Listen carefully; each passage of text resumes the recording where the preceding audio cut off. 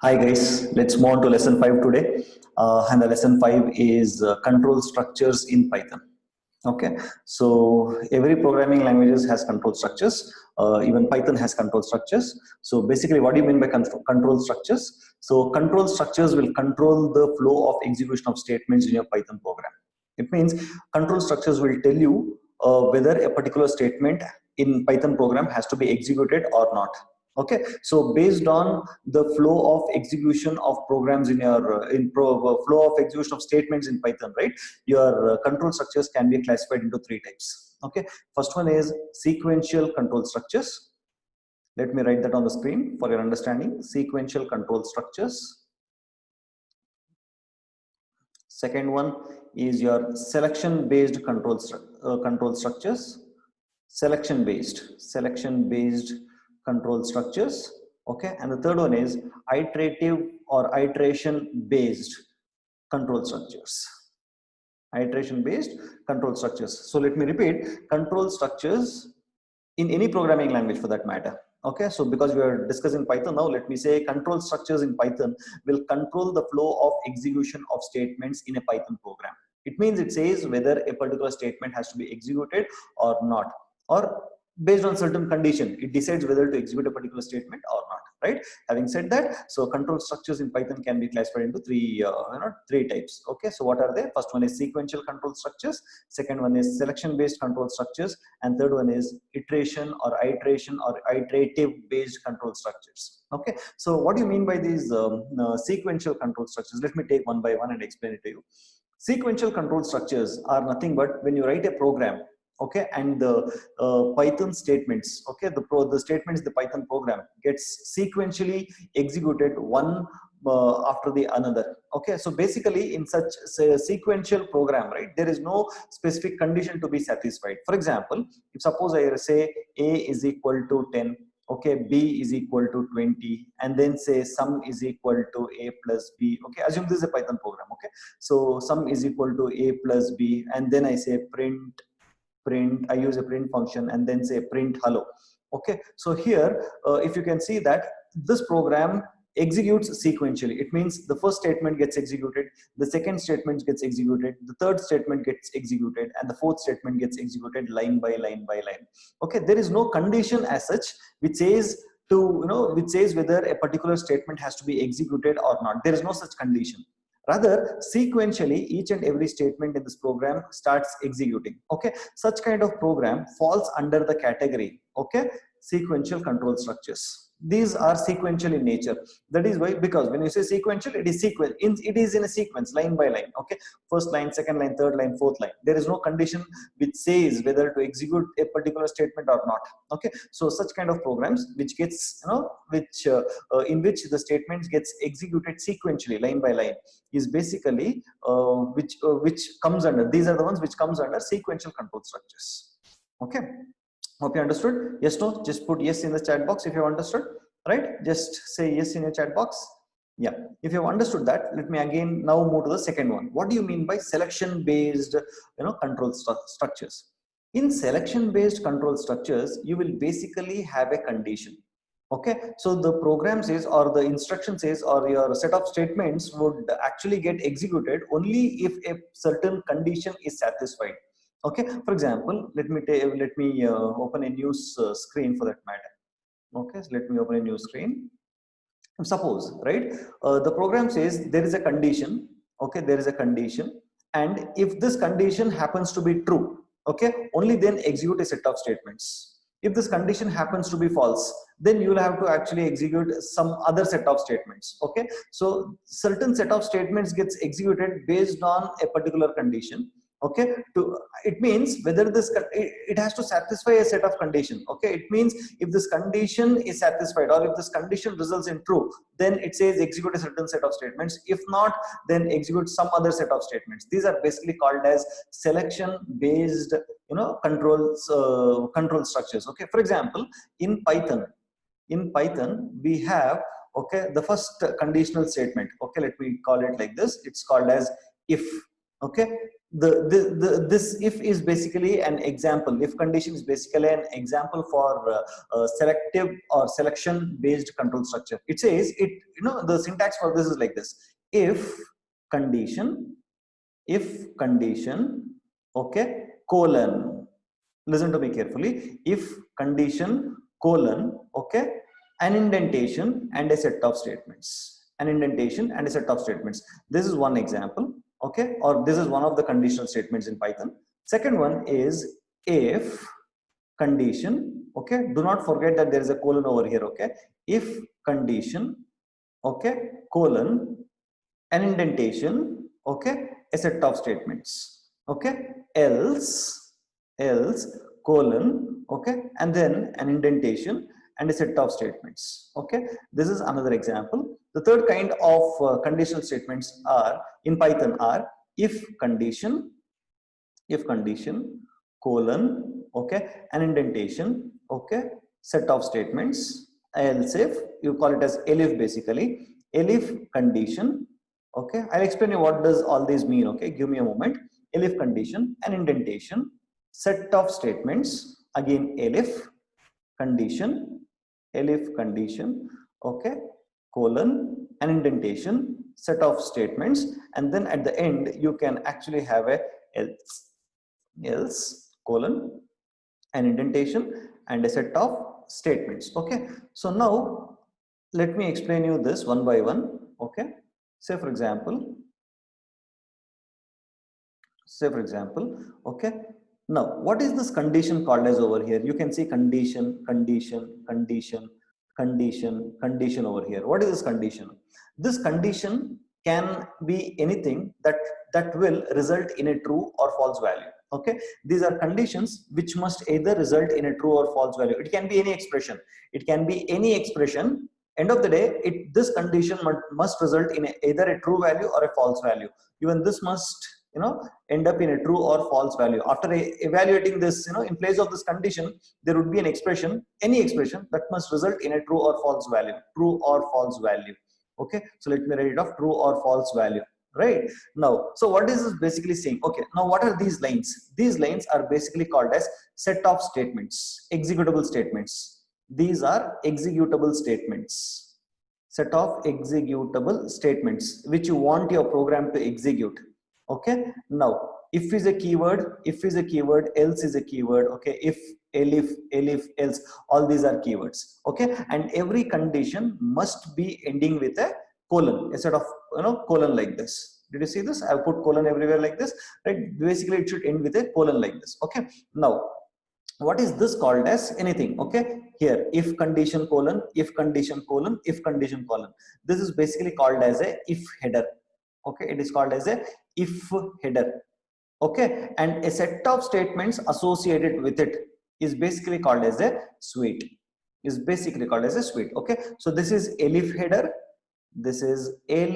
header, okay, and a set of statements associated with it is basically called as a suite belonging to the elif header, okay. So again, this is elif header, a header, you basically call it as a header where the condition appears, okay, and a set of statement is actually called as a suite, okay. So this is basically a suite, this is a suite, okay. So this is if header, and this is else header, okay. I'll explain how it works, okay. So these are executable statements, these are some executable statements which you want your program to execute, okay. So here also you have executable statements, fine. Now you remember, if you remember, okay, now let me explain this one also. This together is basically called as a clause, if clause, okay. This is called as a clause. So this is called as a if clause, and this is called as a else clause.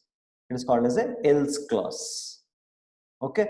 This is an if clause, I'll write over here, this is an if clause. So this has an if clause and this has an else clause. So if clause, elif clause, and else clause, right? And now you remember I kept on telling you if condition colon indentation set of statements. This indentation, okay, let me put that in a different color so that you understand it, okay. It's very important, okay. You remember I have given you a space over here. This set of spaces are basically called as indent spaces, and it is mandatory that you have to indent your clauses, okay, or indent your block with spaces like this, okay. So how much of space you have to leave, okay, depends on your interest. So Python basically suggests you or recommends you, or all Python programmers would recommend you to have 4 spaces in minimum, okay. But let me tell you a warning over here: you can use 1 space or 2 spaces for indentation, okay. But if you're using 2 spaces, 3 spaces for indentation, then make sure that throughout your program you maintain that uniformity, okay. If there is no uniformity, then you would actually get an error. You're getting what I'm saying? So for example, in this program, if suppose, I mean, in this example, if suppose you say if condition and you give 4 spaces as indentation over here, okay. 4 spaces are nothing but a tab, okay. We'll just assume it as a tab. You give a tab space and then you start writing your set of statements over here, and then you write your else block, that is your else clause, and here you leave only 2 spaces. When you leave only 2 spaces over here, okay, this will result in a compile time error. So your Python program will result in an error and says that boss, else belongs to, you know, it is the Python program says it is unable to figure out to which clause or to which block does this else belong to, right? So make sure whenever you're having a program like this, whenever you're having a set of conditions like this, you're supposed to have this indentation, and indentation is mandatory. Unlike your Java program or unlike your C program, right, where you can write set of statements even without indentation. So your C program, your Java program or C++ program does not make it mandatory for you to maintain indentation. Whereas Python, one thing which I love about Python is that it makes it mandatory for programmers to have indentation after each block. Okay, so for example, if condition, indentation, then write the set of statements. Now you might ask me, what is the use of this indentation? Why am I giving this space? Okay, this space, when you write the space, right, it is an indication not only for the programmers, also for the Python, okay, that the set of statements which is written under if belongs to the if block, or it belongs to the if clause. You're getting it? So this indicates, this groups a set of statements which is actually belonging to if clause. When I write a group of statements over here, it says that this belongs to, this set of statements belongs to the else block or the else clause. Okay, so to group a set of statements together, okay, so you actually put indentation over here like this using spaces. Okay, so I would always prefer you to have 4 spaces because that looks neat and that is basically common across the industry. Or if you say I would like to maintain 2 spaces, so or 1 space or 3 space, whatever spaces as you decide, make sure throughout the program you have the same indentation, or you might end up getting a Python error, that is your compile time error. Is that okay? Did you understand this? I'll give you an example in more detail. In more detail, I'll show you an example. For now, did you understand what I'm actually trying to tell you? Right now, let me repeat. So this is one of the categorization of control structures where based on specific condition, right, your executable statements would get executed. Okay, so now I did not explain that part, right? Now, how does this work? I'll tell you. If this condition, whatever, in this place of condition, you would be having some expression which after evaluating might result in a true or false value. So if that condition evaluates to be true, then Python would enter into this if clause and execute the set of statements belonging to this if clause. If this condition happens to be false, then these set of statements will not be executed. Rather, it skips this if clause and goes to the rest of the statements that are there in the program. Okay, so this condition, I'll repeat, if this condition happens to be true, only then the Python's control gets into this if clause and then execute the set of statements belonging to this, the group of statements which you have grouped with an indentation, right? So then that is when this gets executed. Else it skips. If this condition happens to be false, then the Python control doesn't come into the if block or the if clause. Rather, it jumps the if clause and actually moves to the next set of statements that are given after the if clause. Is that okay? Now coming to the next example, it is basically an if else. Okay, so if this condition, that is the expression that is replaced here with this condition, right, if there is any expression that evaluates to be true, then it enters into the if clause, executes the set of statements which are part of this if clause, okay, and ignores the else part, right? If this condition or if this expression evaluates to be false, then if condition or the if clause or if block would be skipped, and then the control comes to the else part. Else part would be executed, that is the statements belonging to the else part will be executed only if this condition happens to be false, right? Now coming to the third example, if this condition results in a true value, execute the statements belonging to the if clause, else come to the next part, check if this condition is true or false. If this condition happens to be true, okay, execute the statements belonging to this elif clause. If not, okay, then come to the next elif clause, see the condition whether it results in true or false. Okay, if this results this condition, okay, here if it results in true, then enter into this, execute the statements which are part of this elif clause. Else, if not, then come to the else part, okay, and execute this. And this else clause is optional. This is basically optional. Got an idea? Okay, I'll give you an example of this. Did you understand this? Yes, no? Quickly tell me yes, no? Okay, yeah. All right, awesome. Now we'll go to this is the second categorization, right? Now we'll go to do you want to take a picture of this? You can take a picture of this quickly. Do you want to take a picture of this? Yeah, you can take a picture of this, right? Now coming to the third categorization. Third categorization is your iterative control structures. It's called as iterative. Give me a moment. Give me a moment. Okay. Yeah. It's called as iterative control structures. Iterative control structures. Okay. What do you mean by iterative control structures? Okay, it means you might have to execute a set of statements continuously until a certain condition is false. It means, say for example, so there are two iterative control structures in Python. One is for, the other one is while.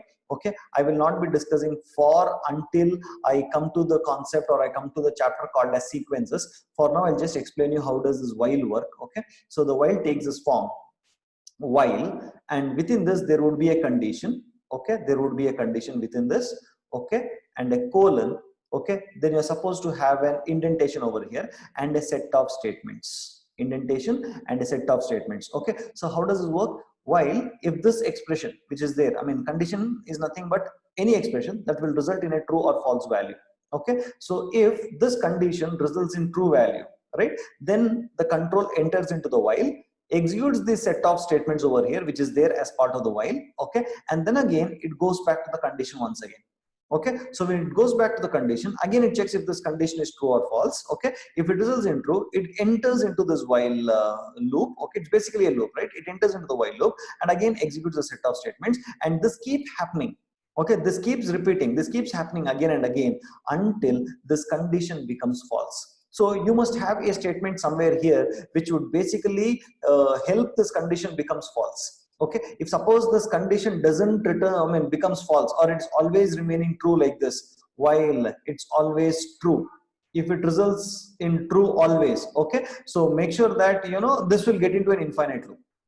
Okay, if it is always true, if this results in always true, then the set of statements will always keep executing and this will result in an infinite loop. This will result in an infinite loop. Okay, got what I'm saying? Infinite loop, right? So even this is necessary at certain occasions. Okay, we'll discuss all these details in later in a certain while. Okay, for now understand this is iterative control structure. So the set of conditions gets executed only if certain condition is true, and this keeps on happening until the condition becomes false. Okay, so it's basically repetitive. Suppose you want to execute certain task repetitively again and again and again till a certain condition is met.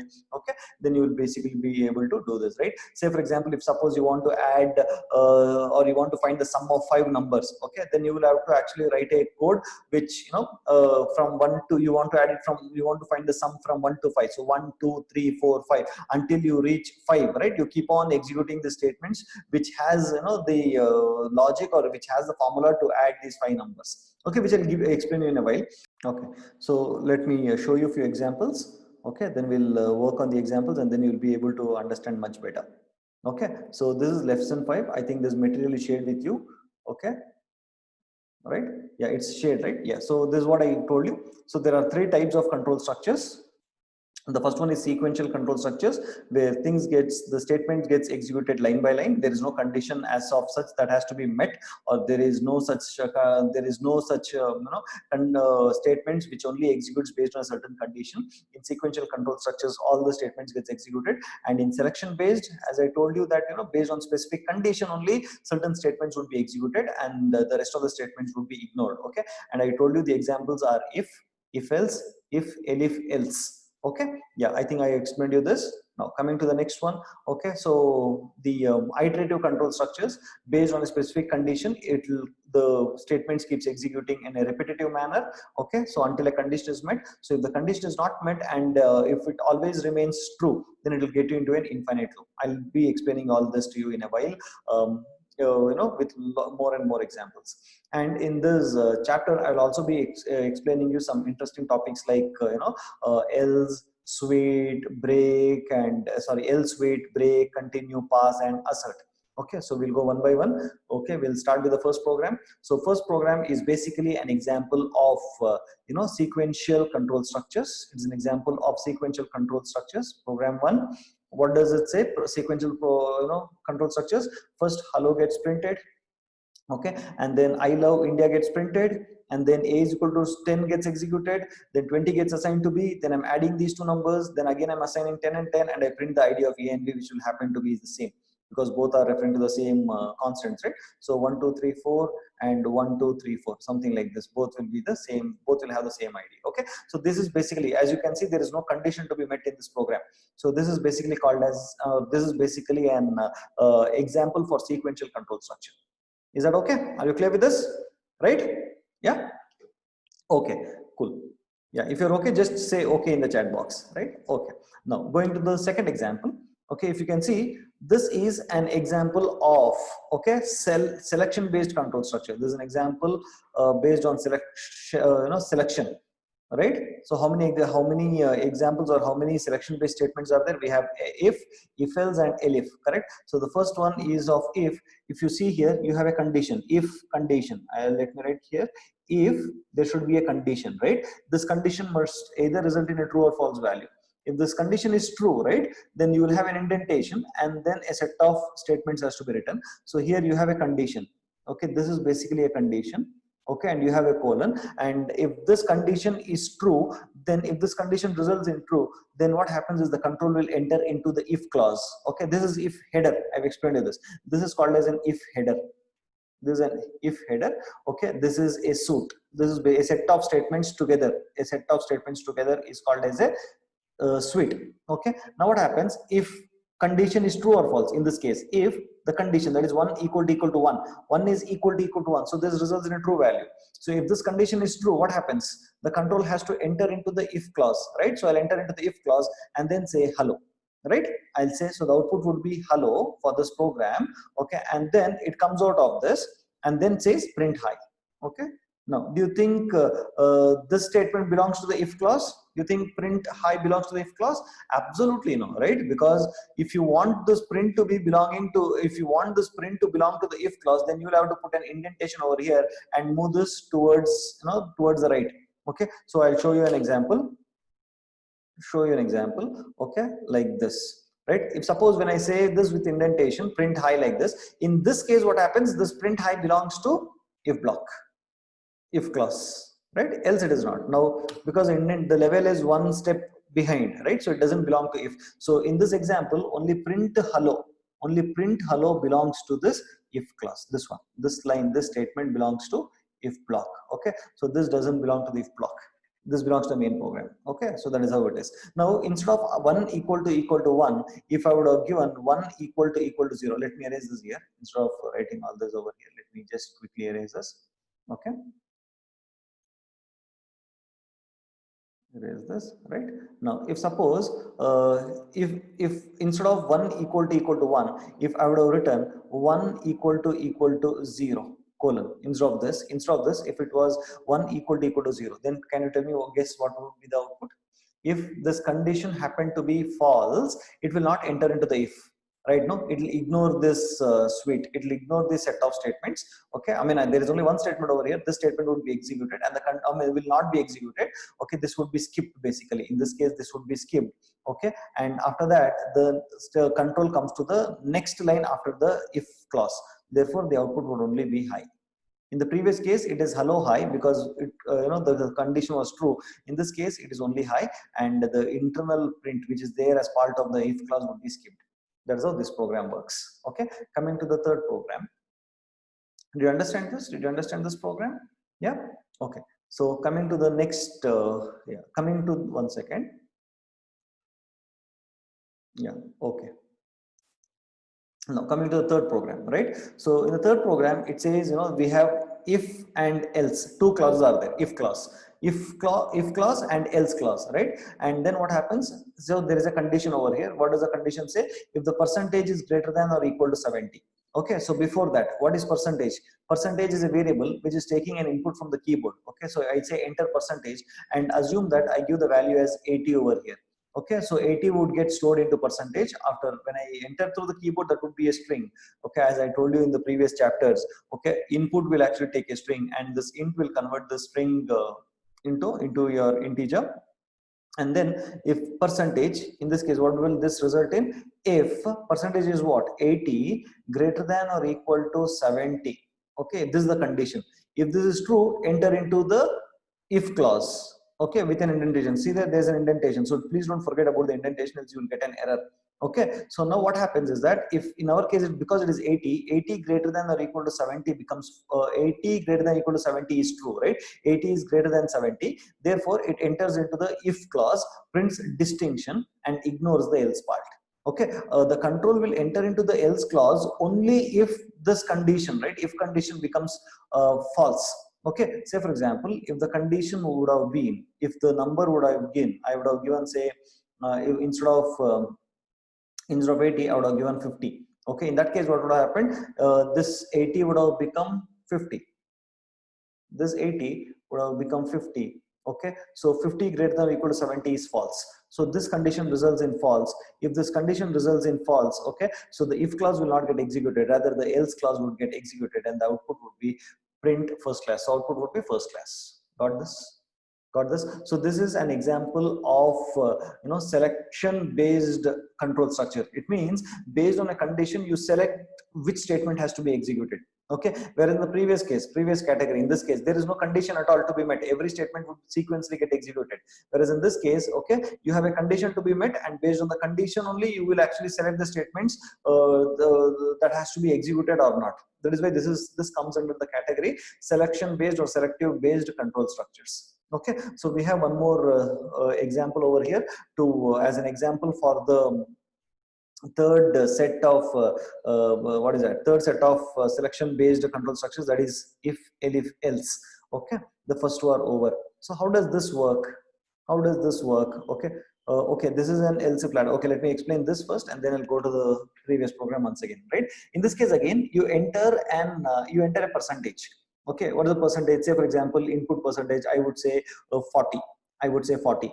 My percentage is 40. So this 40 would be taken by input given to int, which gets converted to a integer 40 and gets stored into percentage 40.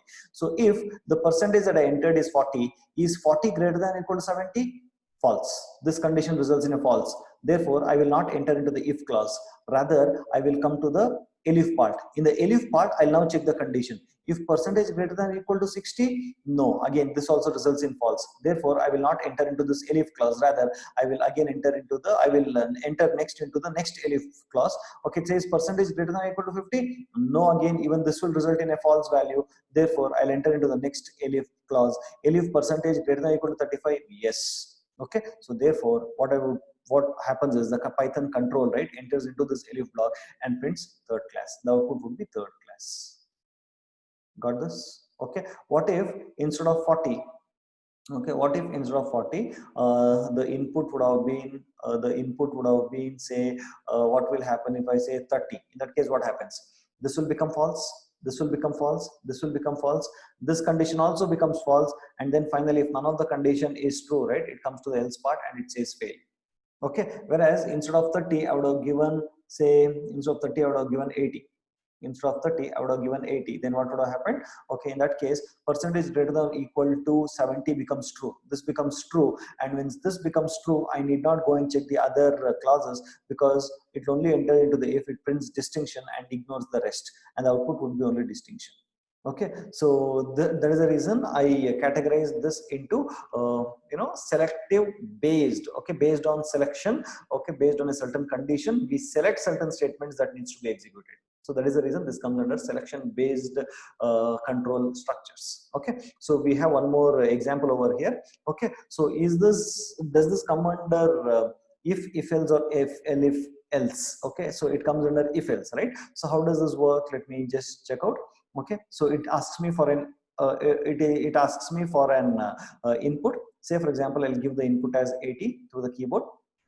If percentage is greater than or equal to 70, it is greater than or equal to 70, right? Yes, it is greater than or equal to 70. Therefore I don't want to enter into the else part. I will just enter into the if clause and print distinction. Is that okay?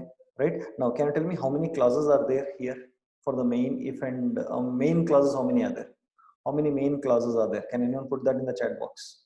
How many main clauses are there? Okay, exactly. There are two main clauses over here. That is the if clause, okay, and the else clause, right? The entire set of statements over here that you can see belongs to the else clause. This entire thing belongs to the else clause. Entire thing belongs to the else clause, and only this belongs to the if clause. This one belongs to the if clause, the main if clause. Okay, now this if belongs to this else, not to the outer if. Okay, now this, how many subclause are there for else? See here, it is like this. Who separates this? The indentation separates this. Indentation, right? Under this if, okay, now under this else, these comes under the else clause. Did you see this? How beautifully, because of indentation, we are able to classify the statements with clauses like this. How am I able to do this? It is because of indentation. I've given one level of indentation over here, one level of indentation over here, one level of indentation over here, and I keep on giving a level of indentation. You got what I'm trying to tell you? Did you understand or not? Just say yes. If you understood, just say yes. Did you get? Yeah, cool, nice. Okay, so I'll remove this from here and I'll explain you with some other example so that you can see how it works. Let me remove this. Give me a moment. I'll remove this quickly. Okay, so what happens in this case? Okay, so what happens in this case? So I've given 80 as the input. If 80, it doesn't go to the else clause, it comes to this, it satisfies, this condition is satisfied, it becomes true, and it enters into if clause and prints distinction. Okay, now what if instead of 80, I would have given say 70. I would have given 70. In that case, what happens? So if clause will become, this condition becomes false. Okay, I'll come to the control, come to the else clause, and it says if percentage greater than or equal to 60. Okay, then what will get printed? It says first class. Is it greater than or equal to 60? Yeah. So this if clause under this else clause gets executed and it prints first class, right? So all the rest of the else block, else clause gets ignored, right? What if it would have been instead of 70, okay, I would give 30. In that case, what would have happened if I give 30? Okay, first it starts from here on, from the top. If percentage greater than or equal to 70, no, this is false. If this is false, it enters into the else block, the next else block. Okay, and then under this else block, okay, there is one more if block under this. Okay, if if suppose I wouldn't have given this indentation over here, if I wouldn't have given this indentation, you would have got an error. You would have got an error because it says there is no statements under else. Okay, so if you want to make any statement belong to this else clause, then you will have to indent it appropriately. Indentation plays a very important role in Python over here. Okay, so make sure if you don't indent properly, you will get an error. And that is a beautiful thing about Python I like. Whereas in C or any other languages, C, Java or C++, right? It just tells you have indentation, but it doesn't mandate you to have indentation, and you might actually easily run out of errors. You will easily run out of logical errors in such languages. But here, because the language is controlling you, and it says that if you don't maintain indentation, I will not allow you to run the code at all. Okay, and that's a beautiful thing. Very nice, right? Now coming back to this input 30 else part, if percentage is greater than or equal to 60, again this false. So what happens? This condition becomes false, so it doesn't enter into the if clause. Then it comes to the else clause. Okay, so here again there is an indentation. We have a new clause starting under else clause. Okay, If percentage is greater than or equal to 50, again it becomes false, therefore it doesn't get into the if clause, and a new else clause is starting under this else clause. Okay, and then it comes to the if clause. If percentage is greater than or equal to 40, no, then it comes to the final else clause and says print fail, therefore the output would be fail. So you can see how based on selection rate, the control is only certain set of statements are getting executed based on a condition. Okay, so that is the reason this has been categorized into selection based or selective based control structures. Did you get that? Yeah, did you get that? Just say yes if you got that. Any doubt here? No? Okay, right. Thank you. Cool. I'll move to the fourth program. Okay, the fourth program is basically what is pending over here with us. We have done our sequential control structures, selection based control structure, and third one is iteration based control structure. Correct. So what is iteration based control structure? Iteration is based on a specific condition. The statements keeps executing in a repetitive manner. Correct. So I gave an example for, so there are two iterative based control structure, that is I've given you an example of while and for. Okay, so for I'll be discussing when I'm teaching you sequence. There's a concept called a sequence, like list and tuples and all that. I would be discussing that in the upcoming chapters. Okay, for now, I will only be discussing while. Okay, and that is the example that I've given you here in the program. Okay, so how does this work? Initially n is equal to 5, so 5 has been assigned to a variable n. Okay, and then while there will be a condition followed by a colon. Okay, so what is this condition? This condition must either result in a true or false value. In our example, n is not equal to 0, true or false? N is not equal to 0, it's true, therefore this results in true value. And if it results in true value, what does it have to do? The control will actually enter into the while clause, it enters into the while block. Okay, and you must see that this print n and n is equal to n minus 1 belongs to the while. Okay, if n was here without any indentation, if n would have been started here, okay, then only print n would have belonged to while the while clause. Okay, so because both print n and n is equal to n minus 1 are on the same level of indentation, so it means both the statements, okay, both the statements belong to while itself, right? So both the statements, if this is true, both the statements must get executed. Okay, so what happens here? While n is not equal to 0 is true, enter into the while loop, print n. So what will I enter now? What is the value of n? It is 5. 5 gets printed, and then n is equal to n minus 1. So what is the n value? What will n value become? N value was initially 5. When I do n minus 1, it becomes 4. Okay, so again what happens? The control comes back here. Okay, it is iterative in a repetitive manner. It keeps executing until this condition becomes false, right? So now n value is 4. 4 is not equal to 0 is again true. Enter into this loop. Okay, that is your while loop, and then what happens? Again prints n, which is nothing but 4. Then say n is equal to n minus 1. Now n value becomes 3, and then it again goes back and checks for the condition. N is not equal to 0 because 3 is not equal to 0 is true. Enter into the loop and then say print n. When I say print n, what is the n value now? 3.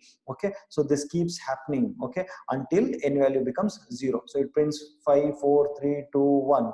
Okay, and then n minus 1 becomes 0 at certain point of time. Then it comes and says 0 not equal to 0. 0 not equal to 0 is false because 0 is equal to 0, right? So 0 not equal to 0 becomes false. The moment it becomes false, what happens? The control comes out of the while and comes out and executes the next set of statements. Therefore, the output of this program is 5, 4, 3, 2, 1.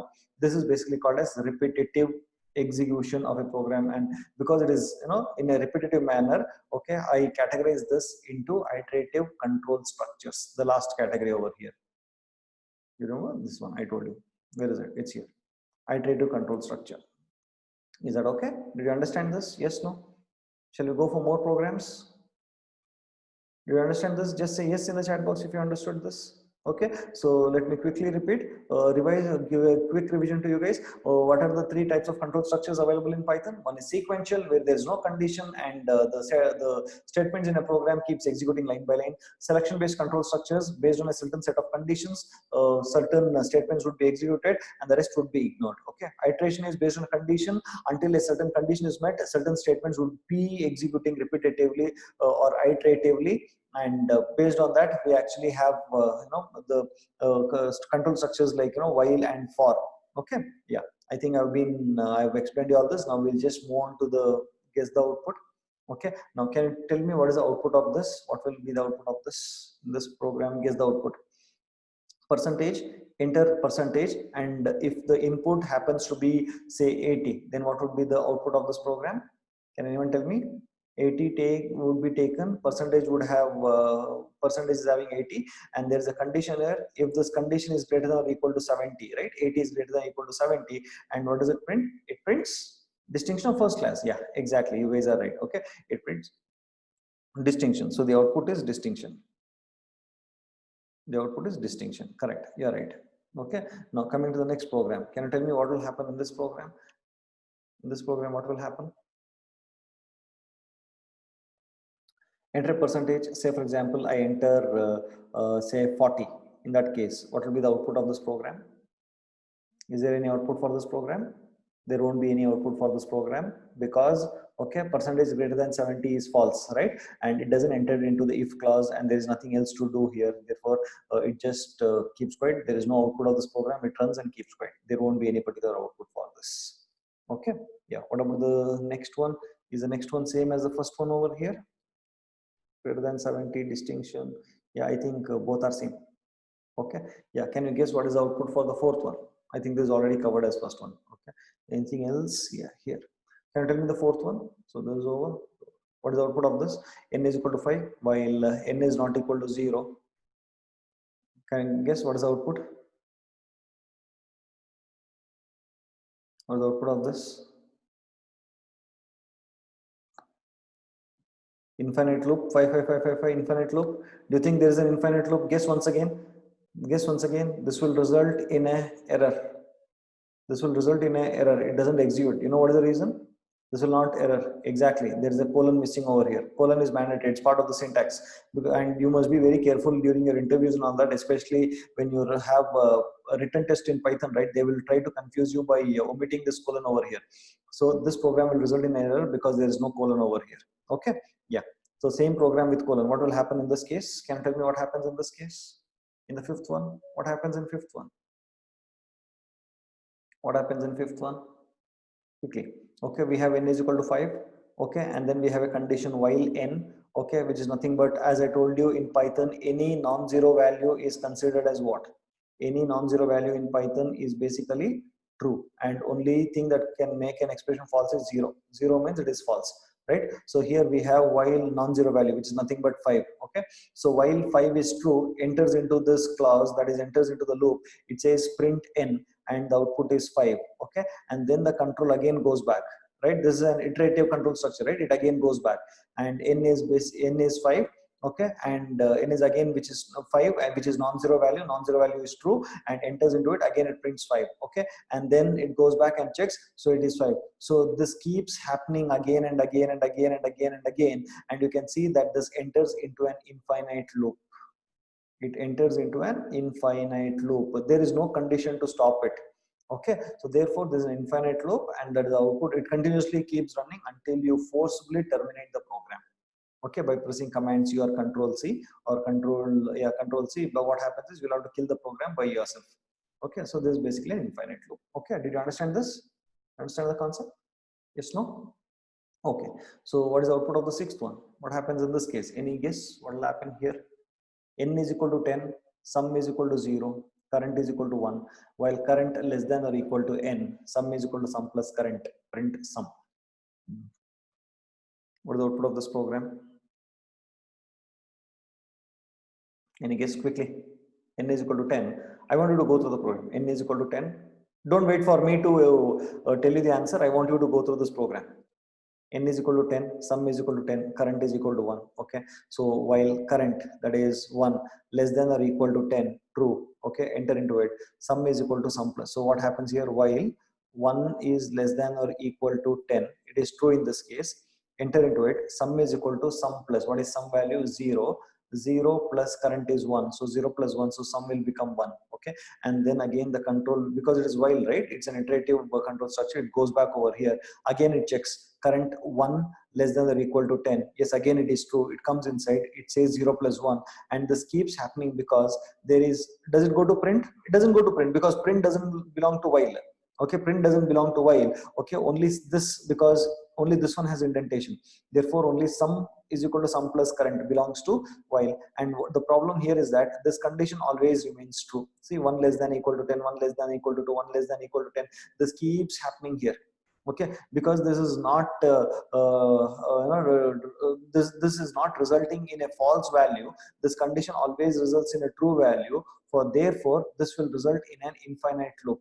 You don't see any output on the screen because it's continuously running. Only if it becomes false and comes out, you can see the print sum over here, because it is not coming out of the loop, right? So what happens is it keeps running in an infinite loop, and you will not see any output, and the program is, you feel like the program is stuck. The program is not stuck, but it is continuously executing in the while loop, right? So again, here also you have to forcibly terminate the program. Okay, so be careful with such kind of programs also. Is that okay? Yeah, coming to the next one. Okay, we have a new concept over here, okay, to learn, that is called as assert concept, assert keyword. You have a assert keyword over here. You know what does it do? Okay, listen to me. It says, now say for example, I'll just give you an example over here.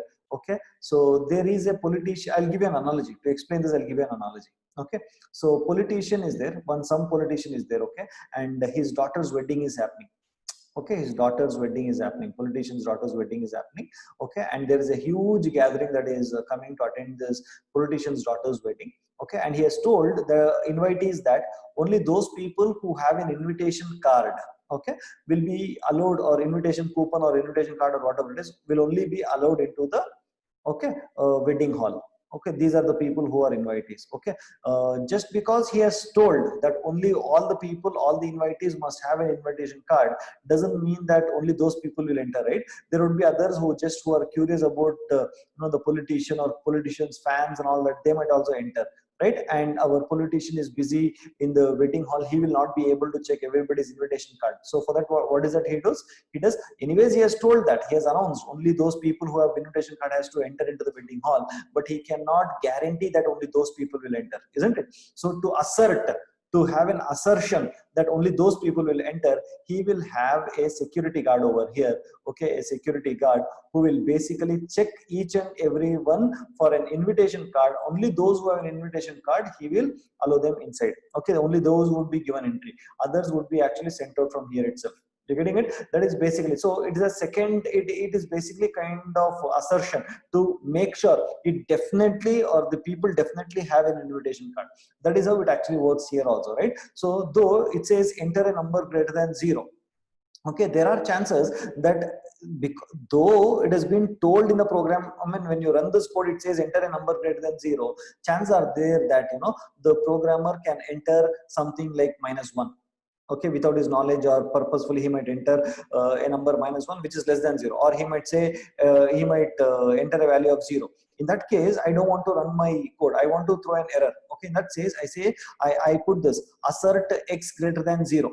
Is x greater than 0? Okay, in my case, if it is -1, is it greater than 0? False, it is not greater than 0. Okay, x is not greater than 0. In that case, what happens when this becomes false? The program actually terminates. It says no, and after terminating, it says wrong input entered. It will actually give you an exception. Let me show you this. Let me show you this so that you'll understand. Okay, so assert, this one has to be, see, this one has to be true. Okay, true in the, if this is true, only then your next set of statements will get executed. Okay, it is like, this is like your watchman. This is like the watchman to make sure you have definitely entered what input has actually input functions asked you to enter, right? So assert x greater than 0. So in this case, you will enter mine. I'll repeat once again from first so that you understand it better. Okay, assume like this. Okay, it says, the program says input enter a number greater than 0. Assume you entered 0. Okay, now if this statement was not there, you would have told print you entered 0. Okay, but you want something greater than 0, right? So for that, I add one extra statement over here. I call this as assert statement. So what assert statement will do, will only allow you to proceed further only if this x is, okay, greater than 0. X is greater than 0, it is asserting. In my case, no, it is false, it is not greater than 0. Therefore, it will actually give an error. We'll see that. We'll run that code and see.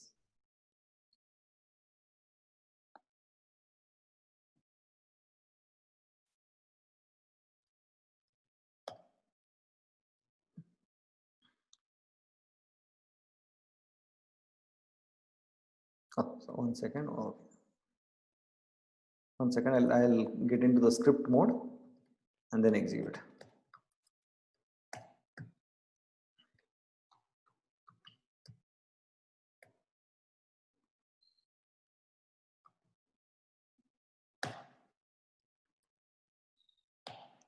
Do you see that?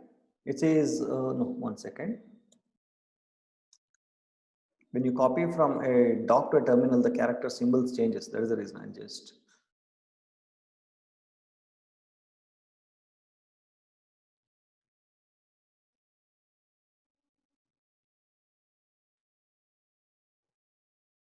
Are you able to see the screen? Are you able to see the screen, guys? Yeah, okay. Now let me run this code. Okay, test.py. Unexpected indent. Oh, there is an indentation problem. Where is it? Okay. X. Yeah. So did you see that there is no condition, there is no if clause and all that, but there is an indentation problem. I'm just keeping the indentation right. You don't maintain your indentation, you will run up to problems, right? Now my indentations are correct, right? Yeah. Let me again run the code.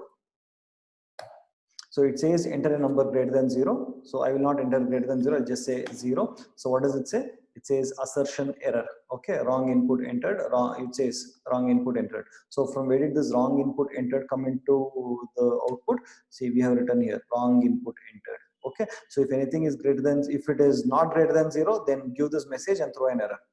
Okay. So if suppose I will change this message, and you can see how this gets reflected in the output. Give the right input. Okay, earlier it was wrong input entered or something. Now it changes output. You see now. Okay, what happens? -3 test.py. Okay, say I'll say -1. Again, I get an assertion error. It says that give the right input. Okay, so it is like double clarification whether you're doing the right thing, what the program actually needs. You're asserting whether things are going as per your wish. Okay, now I'll run the same code, and if I give a number greater than 0, we'll see what happens. If suppose we get that or not. Okay, so entry number greater than 0, say for example I'll enter 9. Okay, you entered 9, so there is no error over there. Okay, so assert is like a watchman. It keeps checking whether you are giving the right input or not based on the condition whatever you are given. So assert is an assertion statement which basically is used in real time during your debugging of your complete code that you have written. Okay, to assert if everything is going as per you have your wish or as per your plan, as per your the logic, right? So that's why we use this. Do you understand this, guys? Do you understand this or not? Yes, no. Just put in the chat box. Did you understand this? Yeah. Okay. Right. Any doubts here? Okay. So we'll go to program 5. Can you guess what is the output of this program? You have seen else clause only with if else, right? If clause. Okay, that is the same with when you say C or Java and all that, you always have an else clause with only associated with an if. Okay, whereas in Python you can also associate else with a while. Okay, so how does it work? It doesn't work on any condition or as such. Okay, once the while loop completes its execution, the else block would get executed. Okay, say for example let me run this code, program 5, and you'll get to know. Okay, what is the program all about? The program is all about while I is less than 5, I am printing the value of 5. Okay, in from where? From 1. Print I is less than or equal to 5. Let me execute this code. Let me navigate to this code. I value is 1, while 1 is less than or equal to 5 becomes true, and it says print I value is 1, then it says I is equal to I plus 1, so I value will become 2, then the control again goes back to this place. So I value would have been 2, 2 is less than or equal to 5, true, enters into it, print I, so it becomes 2, then I is equal to I plus 1, then it becomes 3. Okay, again it goes for checking. Okay, so I value would have become 3 over here, 3 less than or equal to 5 is true, enters into the loop, print I, so this keeps happening until it reaches 5. 5. Okay, and once I value becomes 6, 6 less than or equal to 5 becomes false, and then it comes out, and then it says done with printing 5 numbers. Okay, so once the while loop completes its operation, else part will get executed. You're getting what I'm saying? So let me run this code and show it to you.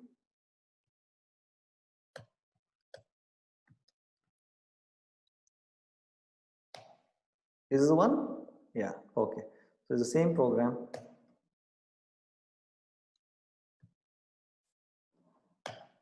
So you can say done with printing with 5 numbers. So basically you might ask me, where is this useful? If say suppose you're writing a program to find whether a given number is there in a particular sequence or not. You assume you have an array and you want to see if there is a particular number present in an array or not. Okay, so you can use the while loop to figure out if the number is there. Okay, so taking each element, fetching each element from an array, you can keep checking it. Okay, and if you find the array, what you can do is, you can, if you can say yes, I have found the array, and you can break out of it. Else, if you have not found any array, okay, if you have not found any element in that particular array, then you can say the element was not found in array in the else block, in the else clause, like this. Okay, so that is one of the usage of using this else block, very beautifully designed in Python, which is not available in other languages like C or Java. Okay, so this is a new one. This is a new thing. Else clause with a while, very important thing, right? So don't get confused. Don't think that else can be used only with if. In Python, it can also be used with a while clause. Okay, now coming to the next, we'll be learning something called as a break statement. So what does the break statement do? Break statement is used to break the control of your while, or break the execution of your while loop abruptly and come out of the loop. Okay, so when does it say to break? When I say here, while normally what will while happen? While works iteratively, right? Repetitively, right? Okay, so first time what happens? I is equal to 1. This condition, I less than 10 is true, gets into the loop, prints I. So I value is what? 1 gets printed. Okay, 1 gets printed. Okay, and then what happens? It says I equal to 5. So again, there is a if clause over here. Is I equal to 5? No, currently my I is 1, so I is not equal to 5. Therefore it doesn't enter this if clause, and it jumps this. It doesn't execute this break statement. It comes here. It says I plus equal to 1, which is nothing but I is equal to I plus 1. So when you say I is equal to I plus 1, what happens? It becomes 2, right? Then the control will again come to this place. Okay, while will not stop, right? It keeps continuously executing until this condition becomes false, right? Now I value is 2, 2 less than 10 is true, enters, prints 2 value here. Okay, and then says if I equal to 5, I is not equal to 5. Okay, therefore what happens? It ignores this if block, and again goes to I plus equal to 1. Okay, and it becomes 3. It again goes back for checking. Okay, 3 is less than 10. It is true, enters, it prints 3 for the next iteration. I equal to 5, no, then this becomes 4. 4 less than 10, yes, true, enters, it prints 4. Okay, is I equal to 5? No, therefore it comes here, I plus equal to 1, it has become 5 now, and then it goes and checks here, I less than 10, which is 5 less than 10. Is it true? Yes, it is true, enters into this, it prints 5. Okay, does it print 5? Yeah, it prints 5, and then says I equal to 5. Yes, it is equal to 5. The moment it says I equal to 5, I am saying break.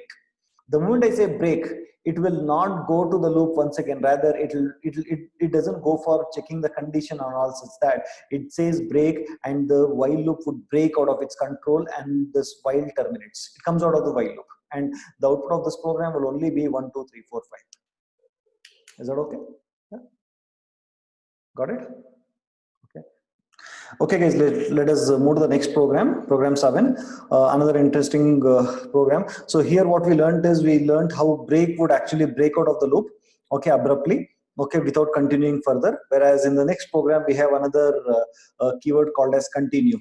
Okay, what it does is it skips the rest. The moment the control encounters this keyword continue, it skips the rest of the statements within that particular loop and continues the loop with the next iteration. Okay, it means when I say I is equal to 1 initially, I less than 10 condition becomes true, enters into the loop. Okay, so if I equal to 5 is not true, so it doesn't enter into the if clause. Okay, and it doesn't execute the continue, because continue I plus equal to 1 and continue belongs to the if clause. Okay, only if it is true, only this gets executed. For now, I value is 1, I less than 10 is false, I less than 10 is true, and gets into the loop. I equal to 5 is false. It comes to this next statement, that is print I. So it prints 1, and then it says I plus equal to 1. When it says I plus equal to 1, so what happens? It becomes 2. I value becomes 2. So the control again comes for checking of the loop here. I mean, checking the condition within the loop. So is I less than 10, I value is 2, 2 less than 10 is true, it enters into it. If condition becomes false, because I value is not equal to 5, I equal to 5 becomes false. So it comes to the next statement, it doesn't go inside the if clause, and it prints I. So it says 2. and then what happens, I plus equal to 1, it becomes 3. So again goes and checks the condition. Okay, so is now it is 3, right? 3 less than 10, is it true? Yes. Enter into it. If I equal to 5, it is not 5, so therefore this becomes false. It doesn't enter the if clause. It comes to the print statement, it prints 3. Okay, and then it says I plus equal to 1, which is nothing but 4. So again it comes to check, okay, the condition in the while header, and is I less than 10, 4 less than 10 is true, enters into it. If I equal to 5 becomes false, it doesn't enter the if clause. It directly comes to the next statement, that is print I. It says 4. Okay, and then it says I plus equal to 1, and now the I value has become 5. It says if I is less than 10, yes, I is less than 10, therefore enters into this loop. If I equal to 5 now becomes true, so this if condition now becomes true, therefore it enters into this if condition, if clause. Okay, here I plus equal to 1 becomes 6. Okay, and it says continue. The moment it says continue, it doesn't go to the next steps, it ignores the rest of the steps in the if in the while loop. Okay, and then the control comes to the iteration again, I mean comes to the while header again. Therefore the print statement and I plus equal to 1 doesn't get executed here.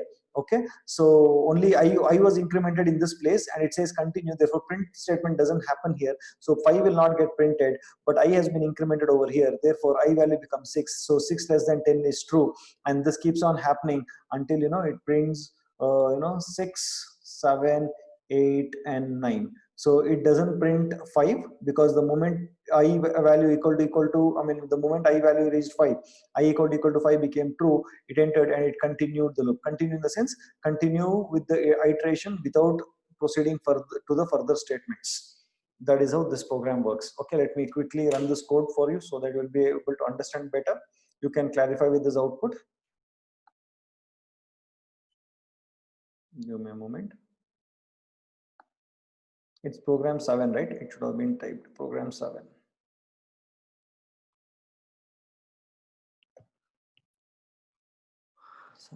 .py. Is this the one? No. Yeah, is this the one? Yeah, this is the one. I'll just remove this else from here. Let me remove it. This is the one, right? So when I equal to 5, it continues the while loop. Yeah, as evident from the output, you can see that 5 is not printed. Other than 5, the rest of the values are printed on the screen. Okay, did you understand this? Yeah, how continue works. So break will basically break out of the loop, and continue will continue with the iteration of the loop without executing the rest of the statements there. Okay, when you encounter continue. Okay, yeah. Coming to the next one, program 8. What does the program say? Program 8 use another keyword called as pass. Okay, so what does this pass say? Pass is a keyword which is used to tell the Python compiler that look boss, currently I have no statements to write under the if clause. Okay, so just because I do not have any statements to write, okay, so don't give me any error, rather just pass the statement as it is. Okay, so this will act like a placeholder for the future set of statements that you intend to write. For now I have nothing to write, just pass the thing. Okay, so later once I have a need and all that, I will write. Okay, this is, suppose somewhere in your program you have decided to write a set of statements, but you don't know what to write, but you want to leave some space, you want to have a placeholder. Okay, and you don't want your the compiler to give you any error. In that case, you just write a pass. Okay, so imagine if you do not write pass over here, then it will result in an error, because it says boss, you don't have anything under if. Okay, and if you want print and I to be under if, then you'll have to give an indentation. But the actual thing is that you don't have anything to write under if for now. Okay, so for that reason you basically write a pass. So let me execute this and show it to you how it works.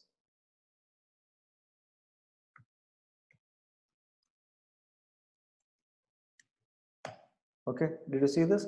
Now imagine I remove this pass from here. Okay, it must give you an error saying that there is no proper indentation and all that. Let us just check this. Let me clear this. Let me clear and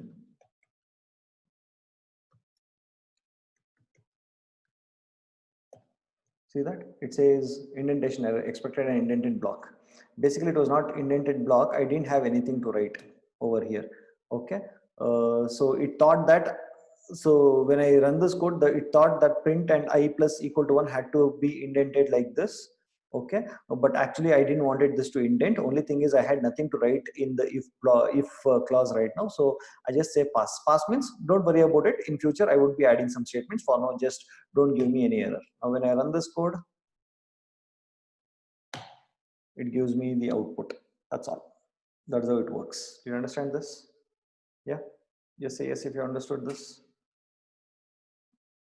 Okay, so we'll go to the next one. Right, the last program for this session is, what is that? Okay, these are called as sequence, which I'll be explaining it to you in further chapters in detail. For now, just to help you out, I think in the previous sessions we learned about the membership operators in. Okay, so when I say 1 in 1 2 3, I'm just seeing if the element 1 is part of the sequence or not. Yes, it is part of the sequence, therefore this will result in a true value.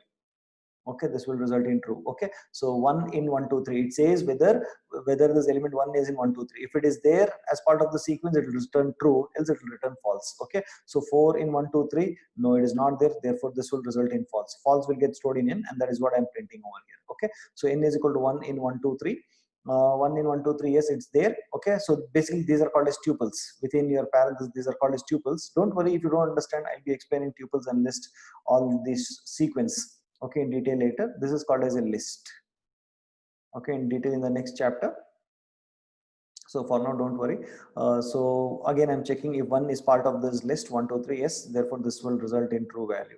Okay, the same way Subhash is a string, an element of this particular list. So when I say, okay, Subhash is not there in this list. Okay, Amitabh is there, Amir is there, Shah Rukh Khan is there. So Subhash is not there, therefore this will result in a false value. Okay, did you get that? Yeah. So this is basically the chapter on control structures. So we have few more programs to solve. I think we can take this as you can take this as an assignment. Write a program to find the area of a circle. Write a program to find whether given number is odd or even. Write a program to find whether given number is positive or negative. Write a program to find the biggest of three numbers. Write a program to find whether given year is leap year or not. Write a program to input a month number 1 to 12 and print how many days in the month. Write a program to convert from Fahrenheit to Celsius and vice versa. Ask user for F or C and then carry out the operation. Ask user to re-input for what is this? Okay, I write a program to convert from Fahrenheit to Celsius and vice versa. Okay, so if the user inputs F, it means he has to convert from Fahrenheit to Celsius, and if he inputs C, then he has to convert from Celsius to Fahrenheit. The formulas are given. Then write a program to find the GCD, greatest common divisor, and write a program to print the Fibonacci series. Write a program to find whether a given number is prime or not. Okay, so we have more assignment problems. I think we can do this in the next session. Okay, so I want you to try these programs and come to the next session. So in the next session I would clarify, I would give logic for all these programs, and you can see whether your program is, you can compare your program with my program and you see whether it is correct or not. Is it okay? Is it okay?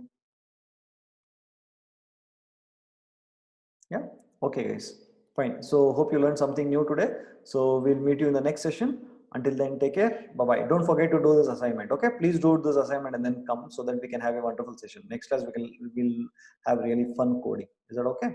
Chalo, take care. Until then, bye bye. See you.